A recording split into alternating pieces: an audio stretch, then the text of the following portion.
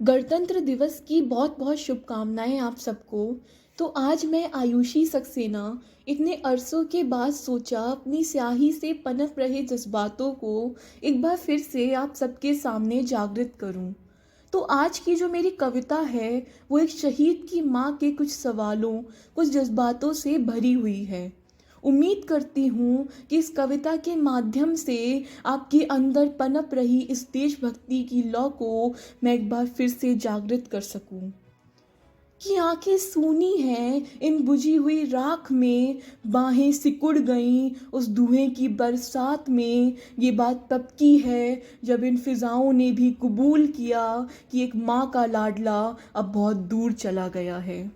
स्वप्न में भी कई दफा तुझे खोते देखा है, आंखें खुलती तो माँ सुनकर सुकून सा मिला है।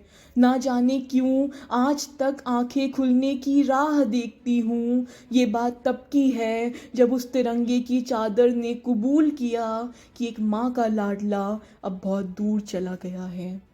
कई दफा पिता को भी उम्मीदों में चौखट को ताड़े देखा है और खुद को तस्वीरों में तेरी बाहें जकड़े देखा है। ये बात तब की है जब उन तस्वीरों पर लटकते फूलों ने कबूल किया कि एक माँ का लाडला अब बहुत दूर चला गया है। बिना कुछ कहे ना कोई चिट्ठी भेजे तू इतना दूर क्यों गया? क्या देशभक्ति की लौ में एक लाडला अपनी माँ को भूल गया? जग की नज़रों में मुझे फ़क्र होना था, पर आज तक वो माँ इतनी तन्हाई में क्यों है? पर आज तक वो माँ इतनी तन्हाई में क्यों है कि तभी चौखट पे माँ ने अपने बेटे को देखा। माँ की खुशी जैसे सातों आसमां में उभरी थी। बिना सवाल किए माँ ने अपने लाडले को बाहों में जकड़ लिया। बेटे ने कहा, माँ मैं बस कुछ क्षणों के लिए तेरे उन सवालों के जवाब देने आया हूँ। तू यही चाहती थी ना? मैं आज तुझे उस आखिरी चिट्ठी जो तू ना देख सकी ना पढ़ सकी, उस पे पनप रहे उन जज्बातों को सुनाने आया हूँ। कि आज़ादी का असली मतलब वही समझ सकता है माँ जिसने गुलामी की हो। हम सौभाग्यशाली हैं कि हमसे पहले शहीद भगत सिंह, राजगुरु सुखदेव जैसे महान वीरों ने इस देश को बचा लिया। प्राचीन, वर्तमान और मध्यकाली भारत से स्पष्ट करना चाहता हूँ कि जब हम फिरंगियों के फेरे में फंस गए थे, तब रंग दे बसंती चोला की एक आवाज़ पर देशद्रोहियों की लहू जल उठी थी, जिससे वो देशद्रोही समझ सकें कि अगर तू परिंदा है तो ये आसमान तेरा है, अगर तू दरिंदा है तो ये शमशान तेरा है।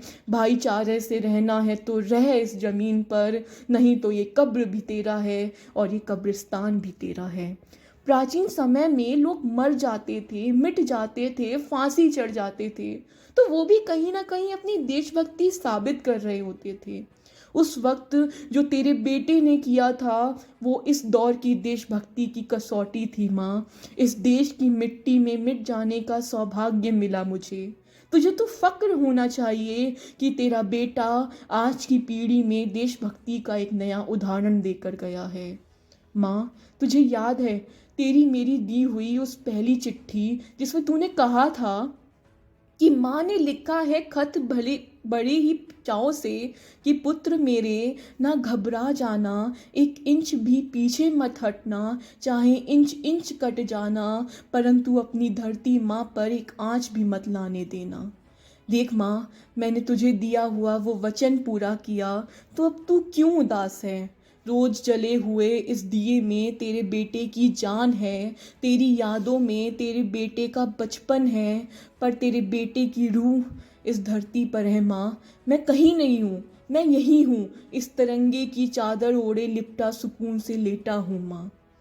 ये सुन वो माँ अपने आंसू छुपाती है और कहती है कि पुत्र मेरे, अगले जन्म इसी माँ के वीर बेटा बन मुक्त होने का आशीर्वाद देती हूँ, कि अगले जन्म इसी माँ का बेटा बन मुक्त होने का आशीर्वाद देती हूँ। Happy Republic day.